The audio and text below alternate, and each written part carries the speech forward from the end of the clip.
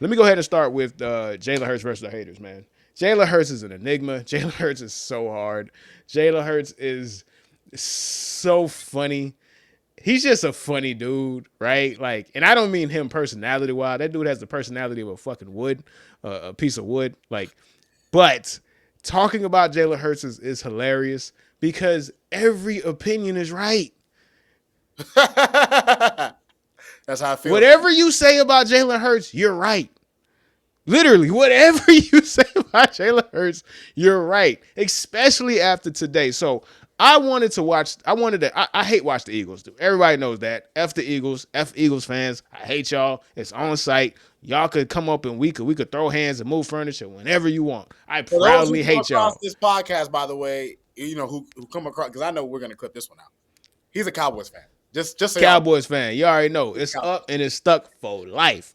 So I came in looking to hate on Jalen Hurts, and I was pleasantly surprised that he balled out. He had the best game that he had all year. And that's why it's so hard to have a real concrete opinion on Jalen Hurts because the way that he plays football, he makes that opinion move like a moving target.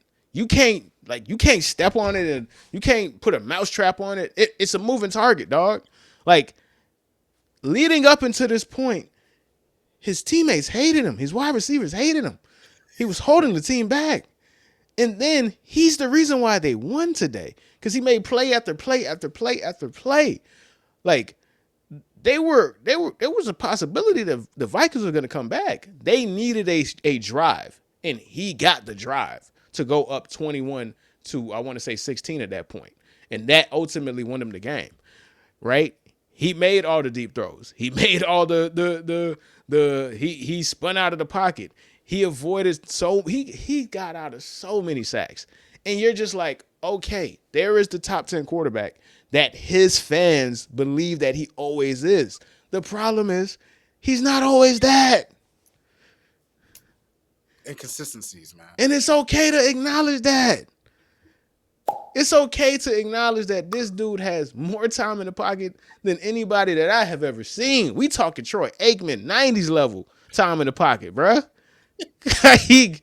It's okay to say he has one of the best constructed rosters ever put together, and he was able to capitalize that and win a championship with it. That's the whole point of football, right? Really? It's okay to say that the team that he had last year is not as good, and they look worse because he can't actually carry things all the time. But then he can. And then he muddies the conversation again. It is just fascinating with Jalen Hurts. All in all is what I'm trying to say. Like, no matter what you feel about Jalen Hurts, if you think he's ass, you're right. If you think he's a top 5 quarterback, you're right. If you think if you think he's the driving force about the offense, you're right. If you think he's a passenger like KD with the Warriors, you're right. No matter what you say, you're right, dog. It is. I've never seen a player like that ever in my life watching football, dog.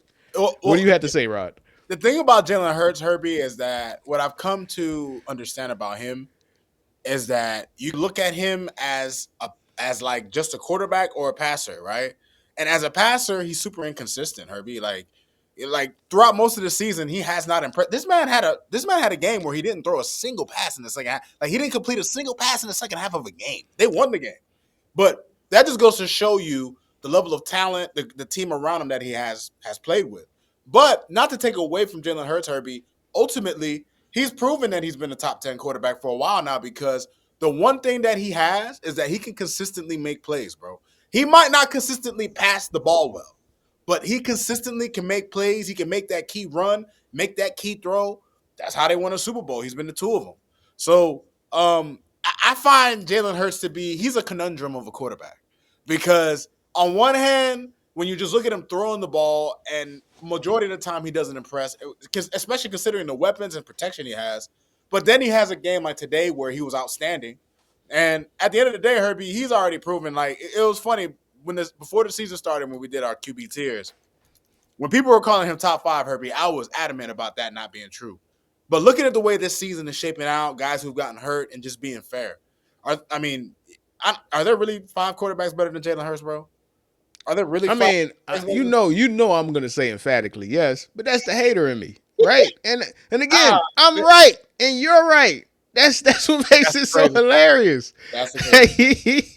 That's the most hilarious part, right? Like if you want to say Drake May is a top 5 quarterback, you can, and we'll get to that conversation very, very shortly. If you want to say Baker Mayfield is top 5, shit, you can say Sam Darnold is top 5, right? Easy, Like easy, if easy. that is the conversation that is being presented in top 5, then based off of just resume and the totality of what he's done up until this point and how many games this man has won before they lost to the Broncos, what it was 20 of 21, like yes, right. So it is just super, super annoying, bro. So